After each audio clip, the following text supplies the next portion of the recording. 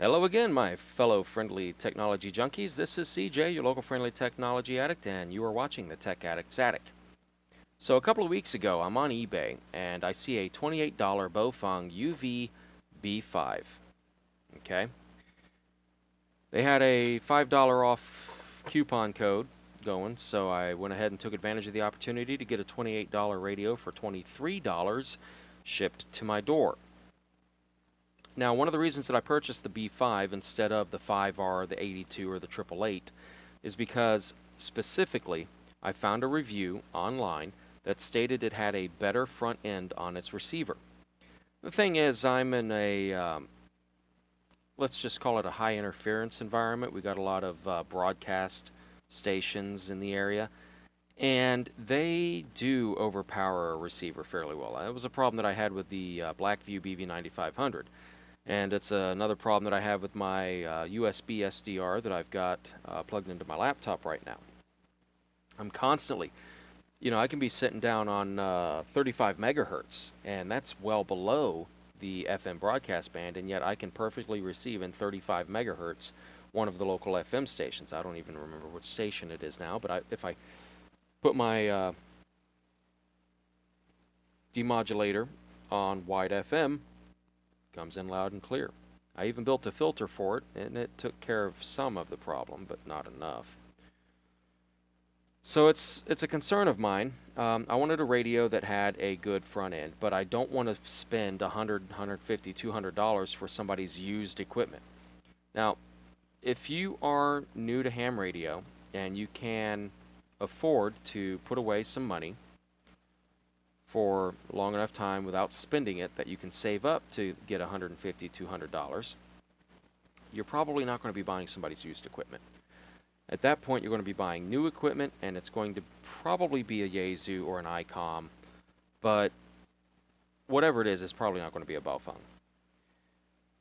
Me, I can't do that. I can't wait for 2, 3, 4 years saving up enough money to afford a nice rig that I'm only going to use occasionally. So for that, I went ahead and spent the $23 and got me this little doodad here. Now, it's better than a toy, That's the thing about the UV-5R. When I look at that, I see a toy. Even though I know it's not, it looks like somebody designed it to look like a ruggedized, militarized version of a kid's walkie-talkie. So I was kind of turned off by the aesthetics of the thing. Whereas this one looks an awful lot like the UV-82. It's not. There are differences in the keypad. There are differences in the top up here. Now this is specifically something that I wanted too, was this little knob here. More on that in a minute. But ultimately, it's a better quality receiver for the same price, a little bit different interface, about the same amount of power, similar antenna. All in all, a comparable rig with a better receiver, and that was important to me. So I've got a whole laundry list of things here that I don't really like about the radio, and there's not a very long list of things that I do like about it. So let me start with the things that I do like about it. First off, it is lightweight, all right? And it fits my hand well enough. It's not a perfect fit. I'm not in love with it. As I said in a previous video, I'd really like it to extend a little bit deeper into my palm, so I don't feel like I'm holding it with my fingertips, like I would do with a toy. Holding it crossways, talking into it, blah, blah, blah, blah. It'll work. It's good ergonomic fit. It's just not ideal for me. But I'm certainly not complaining about that.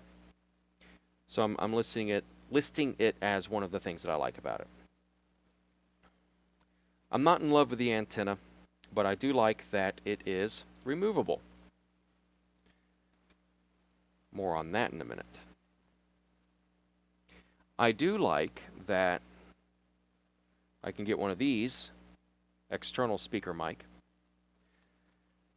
and that it plugs in with a fairly industry standard interface. I didn't realize that was industry standard. Those of you who grew up in the 70s and 80s probably recognize this as being the connector that they used to use for putting a tape recorder onto the TRS-80 color computer.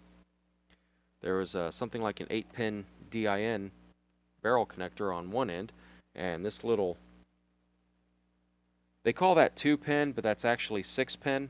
That's 6 conductors, so 6-pin. But they call it the 2-pin connector, but it had one of those on the other end that plugged into the cassette recorder. That's where I know it from. But apparently all the big boys are using that now. Kenwood, ICOM, Yaesu, all of them. So that's apparently a fairly standard connection now. So they're using a standard for that as well. So I like that. I like standards. Standards are good. I do like that it has a frequency selector knob up there, because I hate with a passion using buttons to go up, up, up, up, up, up, up, when I can more quickly just spin, spin, spin, spin, spin. Unfortunately, you see how big my finger is and how big my thumb is, and turning that there, it's almost like I've got to be, it's almost like this is made for somebody who's only 4.5, 5 foot tall. I'm a good 6'1" on a good day, and I got hands that go along with that. So this isn't very ergonomic for me. But I do like that it has the knob. More on that in a minute. I like that it has a belt clip, and I like that the belt clip is removable using a couple of Phillips head screws. It's got a pretty good, what do you call that? The opening clearance, I guess a bite. It's got a pretty good bite on it, but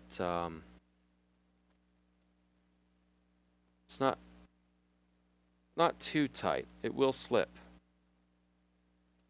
Of course, it's making a liar of me there. More on the belt clip in a moment. I like that it's dual band, and I like that I can go out of band on the receive side. I don't need it for transmit. I don't need it for receive either.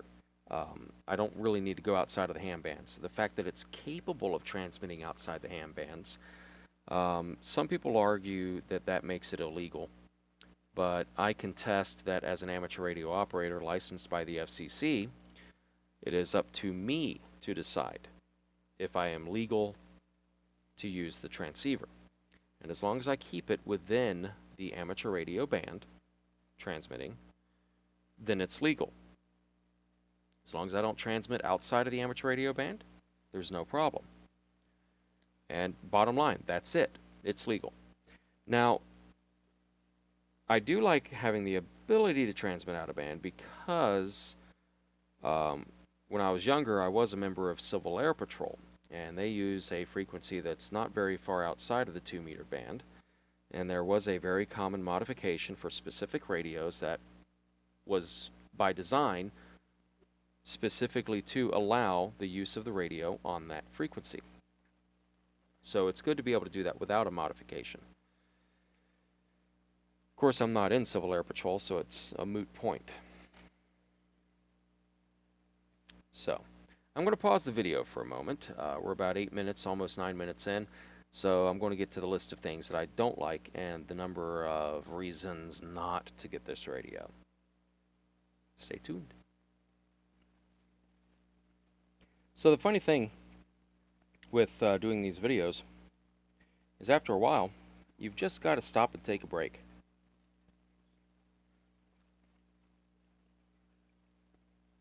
Because otherwise, your throat's going to get dry, and your brain's going to go and you're not going to be able to think.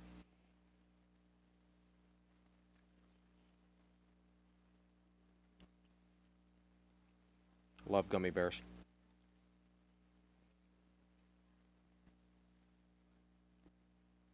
Hate the pineapple ones, though.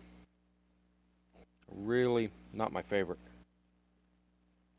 I think I like the orange ones the most. What about you guys? Maybe in the comments. What's your favorite gummy bear? And brand, too. Because we got these Albanese, man, they're soft and chewy. but I forget what brand these are. Pineapple. Okay, so thanks for waiting for me. On to the laundry list, right? A lot of things I don't like about this radio. And really, some people would say that I'm nitpicking. Let's look at the bright side. It's under 30 bucks. You get it in a week. It gets you on the air in 2 bands. You know, if you're new to ham radio, it honestly, it's a great little thing to have. Cheap and communicative. Lets you learn. You can learn your, what's the word? Technique, I guess? How you operate on the air. As far as how you talk to other people, how you communicate. You can practice is the thing. And that's really key in amateur radio is getting in there, getting active, getting on the air, and practicing. And this will let you do that, and it'll let you do that cheaply. Especially if you live in an urban area where there's a lot of repeaters nearby, you can get to know a lot of the local hams, develop friendships, develop rapport with people. You can develop relationships, and you can start to learn from what we call Elmers, the people who have been around the hobby for 20, 30, 40 years, building their own radios, building their own antennas, which of course these days is a little bit more difficult to do. It's more likely that they're just into building antennas now. But, you know, every now and then you run across somebody who's still making HF rigs. So, it is what it is.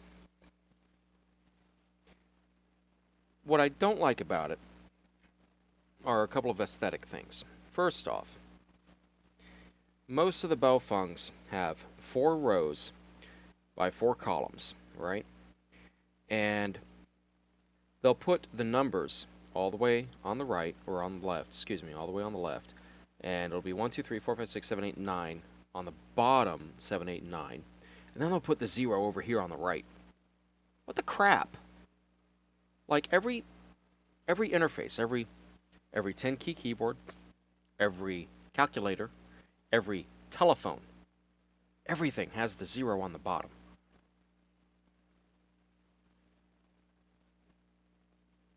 Why? On a radio, put the 0 on the side. It's just stupid. Okay? Especially when all you got to do is start at the top with 1, 2, 3, 4, 5, 6, 7, 8, 9, star, 0, pound, and then over on the right-hand side, you do your up and down and menu and whatever other button it is that it needs. I've never understood why Baofeng did it the way that they did it. So one of the things that I like about this radio is that the 0 is on the bottom. What I don't like about it is there's no star, there's no pound, and even this up and down, to me they're backward. When I'm thinking on a number line, the bigger number goes to the right. So up, to get bigger, should be on the right, not the left. Just interface intuitiveness is... I don't know what these guys over in China are thinking, but that's what they're doing. So, you win some, you lose some. At least the 0 is on the bottom. I don't like having to use this interface. Okay, if you get the software, the factory software or the chirp, either one, you get that, you get your programming cable, and you do it on the computer. You'll be done in a few minutes. It's like a spreadsheet. You put it, well, it's not exactly like a spreadsheet. You have to click the field to get it to edit, and then you have to go in. Whereas with a spreadsheet, you can just arrow around and type as you go. So it's a little bit less intuitive than a spreadsheet, but it's very similar. And then you just plop it into the radio, and after a few minutes, you're done. If you have to do it on the keypad, there are a couple of things that you cannot do. The first one that comes to my mind is when you're scanning, there are certain channels you really don't want to scan, maybe because they're constantly talking, like the NOAA weather radio frequencies, for instance. You can program those in here. But you don't want to scan them because once it scans it, it's not going to go past it unless you're programmed only to wait for a few seconds. And if you're programmed to wait only for a few seconds, then you're going to miss out on conversations that are on active frequencies unless you're right there with the radio and you can stop the scan and listen to that conversation. So there are some interface issues that I'm not too fond of. But like skipping a channel during scan, you can't set that from the keypad. You have to have the software for it. I love this knob. What I don't love about the knob is that, on mine anyway, with the position indicator, which you can't really see in this light, that little nubbin right there is pointed up toward that orange dot. When that's on the back side of the radio, the knob is very stiff. When it's on the front side of the radio, it's very easy to turn. So it's kind of like a treadmill for your fingers, right? Problem is, it's not very ergonomic for me. You know, while the fit is good, it could be better. And like I said, I'm 6 foot tall. I got big hands to go with that. And they don't very easily, you know, I guess maybe I'm just doing it wrong. Maybe I need to do it more flat instead of more pointed. Turn that down. It's just something to gripe about. I don't like the antenna.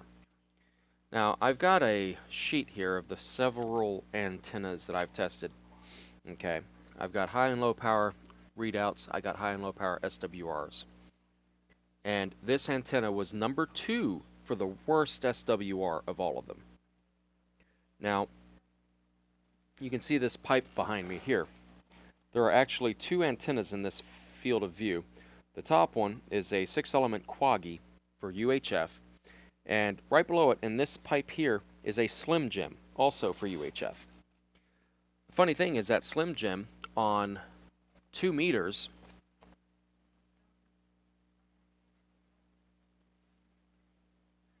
I'm just double checking here.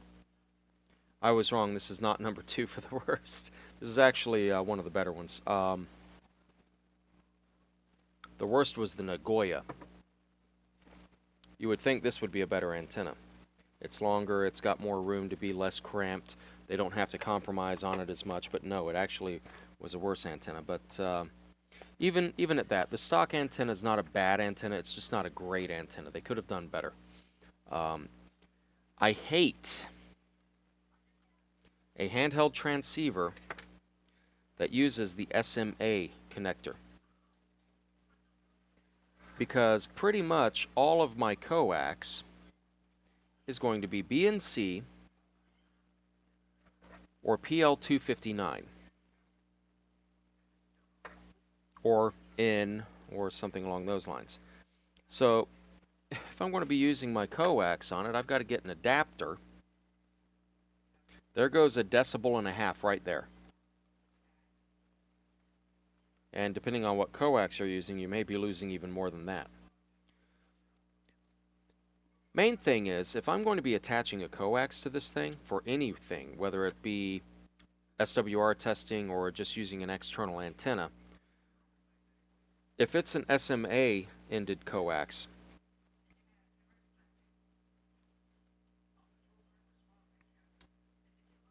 you got to do this dance. Alternatively, I'm going to go ahead and turn it off so I don't accidentally key it up. Alternatively, you can sit there and try to twist the coax itself, but eventually it's going to start fighting you and coiling up, getting A-holes in it like that. At least that's what we used to call them in the electrical trade.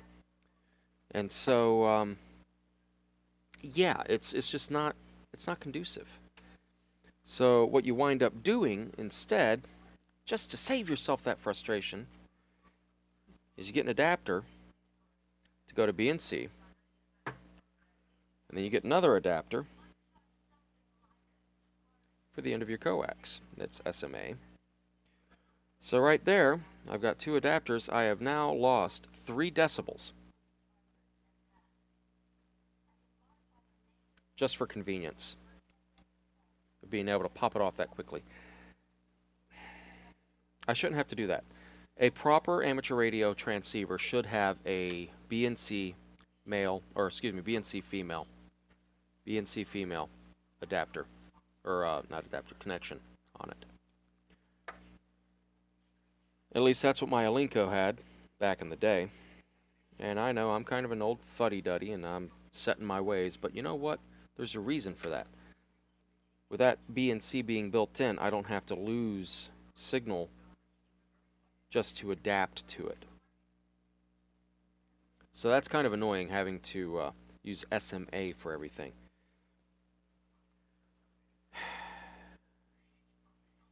It's just a design complication. So, all right, so antenna could be better. The connector should be BNC, but they used SMA instead. If you're only ever going to use this antenna, who cares, right? Other things that I don't like about it include the belt clip. It's actually a good clip. It'll be pretty secure on most belts, I think. I can sit here, if I wedge my finger into it nice. Okay, so it's not the best. It doesn't hurt, so it doesn't have a whole lot of clamp to it, but it does have a pretty good bite, pretty good distance there.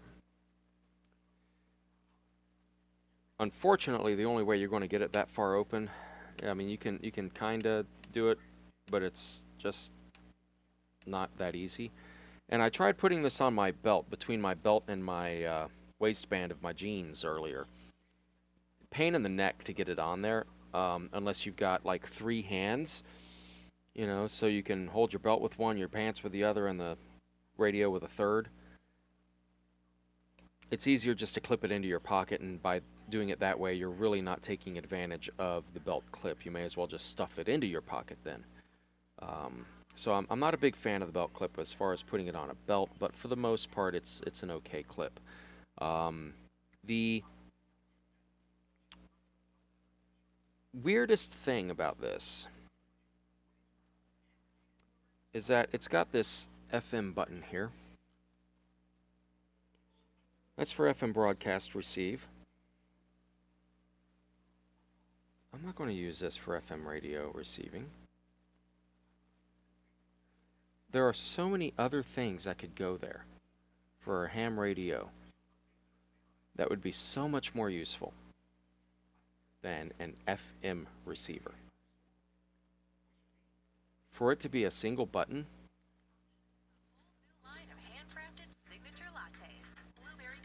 that turns it on and off? I'm sorry, China, that's just stupid. But whatever. I guess some people are into that. Oh, so many things. I've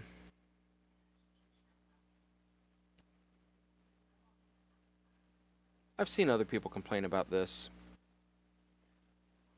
Backlight comes on, it doesn't stay on very long. So you got this thing set for scan, right? And you hear part of a QSO. You're not standing there looking at it as it's scanning, okay? So by the time you realize it's your radio you're hearing and you turn around, you go to pick it up, see who's on the air, or what channel it's on, the backlight's already turned off. There's no way to adjust that timeout either. It's either on or it's off. And you can turn it off entirely so that it never comes on, but I don't know. I kind of like having it. I was using this in the car earlier, and I had the SMA coax attached with an external antenna. And I had it setting down in the center console. I'm at a red light, I hear a QSO, I want to know what frequency it's on, so I look down without wanting to pick up the the radio. And I can't read the screen because it's so shiny, it's reflecting the things that are in the center console, like the console itself, the coins that I've got in there, a pencil that I've got in there. So I couldn't read the screen. I had to pick it up and turn it around. And by the time I get the shadows off of the LCD and everything, it's not. So you get it backlit and then you can read it. How do you get it to backlight? Well, there's a couple of ways. You can hit the menu button, which of course goes into menu, and then you got to hit the menu button again. You can move your knob, but then it takes you off the channel or off frequencies. You got to move the knob back the other way. I haven't really found a way other than maybe the AB button.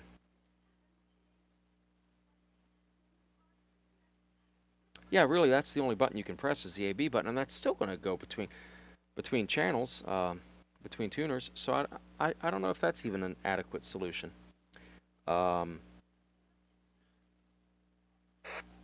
You can press the squelch brake button if you want to wait a second for it to. So it's just one of those interfaces. Maybe that would be a better use for the FM button. Backlight on or off, like force it on and keep it on when I press that button. That would be a good use for that FM button instead of the FM receiver. It would make it more usable, but honestly, if you're out in the middle of the sunlit plains and you don't have any shadows on your radio, then yeah, it'll be fine to read. Maybe, like I said, maybe I'm just nitpicking. I notice when I'm scanning, sometimes that backlight stays on with no explanation. It's not like it's receiving anything. It keeps scanning through, and I don't even see the receive light pop on. So why is the backlight staying on? I have no idea. And what the crap, guys? This orange button here in the instructions says siren.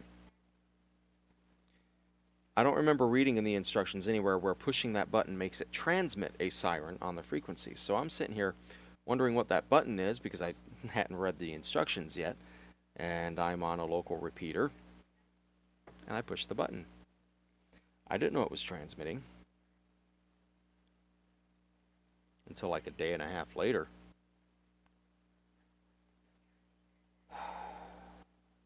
Oh well, what can you do, right? So, why do you need a siren?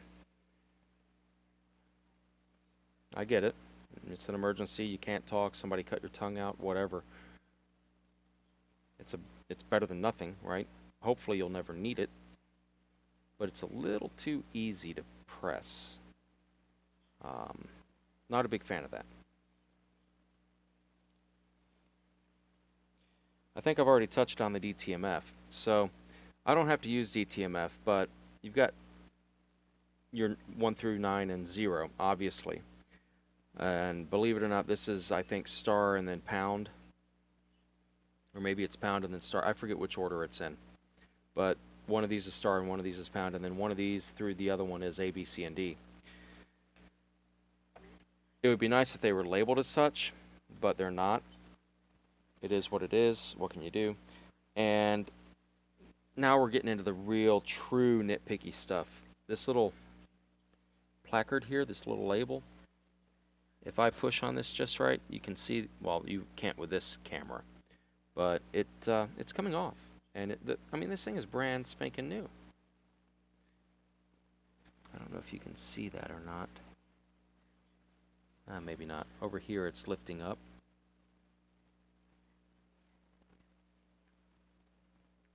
Whereas over on the left side, it's not. And I can push it back down on the right side, and then the left side will start to pop up just a little bit. You know, it's just cheapness.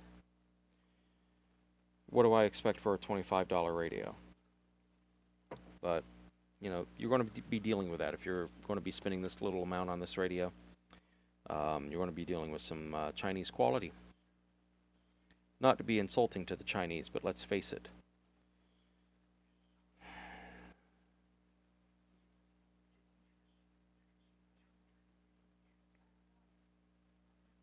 So that's pretty much everything. There's only 2 more items really that I want to touch on. 3 more. 4 more. Well, analog only. I knew I was getting into that, so that's not really something to complain about. And frankly, I prefer analog. I'm not a big fan of DMR, simply because there are so many different, and I say DMR, I should say digital. There are so many different formats of digital. You got Yaesu's System Fusion, C4FM I think it is, DMR itself. I don't know what Brandmeister is. I don't know if that's part of DMR or if it's part of Yaesu Fusion or if it's just a different network or what it is. Maybe it's like the DMR variant of Echo Link, I guess. I don't know. But there are so many different formats now. And I don't see amateur radio being quite as active as I remember it being when I was a teenager. Maybe I just don't remember well. But it seems that there's fewer people in it and they're being spread out further. across the different technologies, across the different formats, the different styles, I guess. But I prefer analog. But it would be nice to be able to do DMR. But it can't. So I'm listing that kind of as a neutral. One of the other things about it is the actual power output. Now, granted, I'm only using a Micronta SWR and power meter. It's not the most accurate thing. And really, when you're going between two different antennas and whatnot, you're going to get different readings anyway, because the antennas have different capacitances, different impedances. They have a different load on the system, so it's going to register a different power output. But the fact is, it's a 5-watt radio pulling it out of the battery. You're never going to get that 5 watts out of the antenna.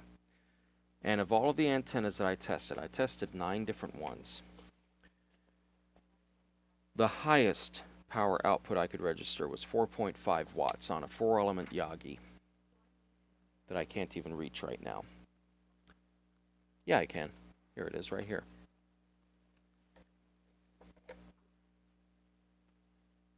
Yeah, this is ghetto. This really is. But you know what? It works. And it's actually one of the better antennas that I've got. One of the first one I made as an adult. I actually did make one as a teenager. I found it a couple of months back. Hey, if any of you are familiar with this design and know where it came from, please let me know. I think it came out of the 1991 ARRL antenna book, but it could have been the amateur handbook. I really don't remember, but if any of you recognize that, please let me know where I saw it, because I'd like to find that book again. Let's see. Oh yeah, there's that. We can only do 5-character alphanumeric names. No more. Well, I like to do repeaters by the call sign of the person who owns the repeater. And a 2x3 call sign is, of course, 6 characters long. I also like to have the city that the repeater is in, or maybe the neighborhood, so that I know kind of which ones I'm more likely to be able to get into. With 5 characters, it is nearly impossible to do. I can have a jumble of letters that reminds me of a place name or a call sign, but it's not descriptive enough. So unless you're good at memorizing frequencies, or you're going to carry a card around with you that's got them all listed, the naming for this thing is absolutely worthless. So that's kind of a big one.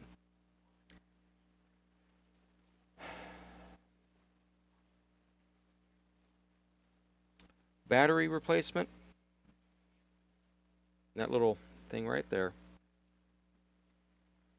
Pull that and the battery pops right out. So I do like that. It's easy to replace. I don't like that there's, to my knowledge, not at least a AAA conversion kit. There may be that I don't know about. I wouldn't mind being able to convert those, or convert this to a AAA sized, whatever the numbers are, I can't remember that, but for the lithium ion individual cylindrical cells. I know the 14500s are AA size, so it'd probably be something like a 12 or a 13,000 series.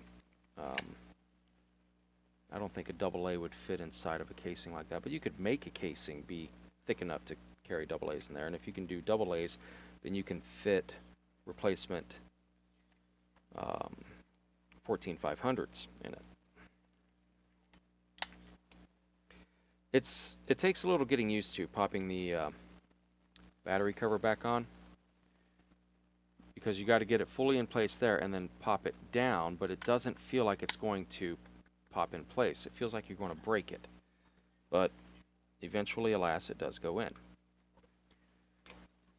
The charger base, Yes, I've got it unplugged just so I can reach it because the cord isn't very long. I don't like that. And the charger base is not very, like, you'll know if you're not going to get it in there right. It's not very hard to fit it in correctly, but you sometimes need to pay attention to what you're doing. Look at it. You'll see these two little tangs in there. They match up with the slots on the battery of the radio. As long as you're paying attention, you can get it in pretty easily. It's pretty stable. It's a lightweight charger base, but once the radio is in it, it's not going to tip over unless you force it to. Like, you're going to have to hit it, but it's not going anywhere. I did read a review somewhere on a website that they thought that was pretty lightweight base for it. Maybe I was reading the UV-5R review. Excuse me, I don't really remember, but either way. Audio quality on it's okay. It could be better. But let's face it, it's a $25 Chinese radio. You got a little tiny, probably paper cone, maybe poly cone, but it's maybe 1.25 inches in diameter behind a plastic case. You know, it's better than this thing, but not by much. And this really isn't all that bad either. It's just, you can tell when you're listening to it, but your ears will get used to it pretty easily. So it's not that big of a deal. Certainly not a deal breaker. But overall, I wish I could have had a few more contacts and get a few reports from people to actually say, you know, what they think of my voice going through it on their end. I haven't gotten any reports back on that yet. But I haven't heard any complaints.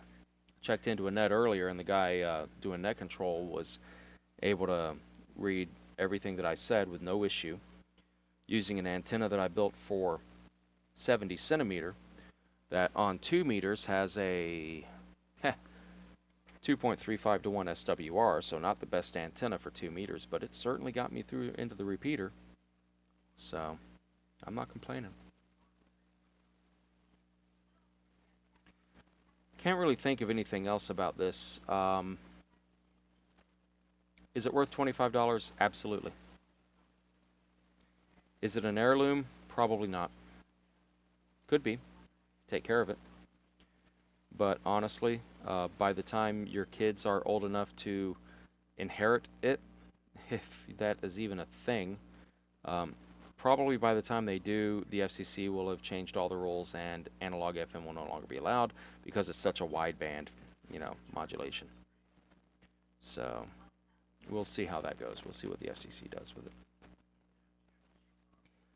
So hey, if you guys have any questions about this radio, specific questions, feel free to ask them. I'll do my best to answer them if I can. If I can't, I'll let you know why. But honestly, can I recommend it? Not yet. I haven't been using it long enough. I don't know how durable it's going to be. I don't know how rugged it's going to be. I don't know how easy it'll be to break. Eventually, I'm going to drop it on the asphalt. We'll see how it does. I am not taking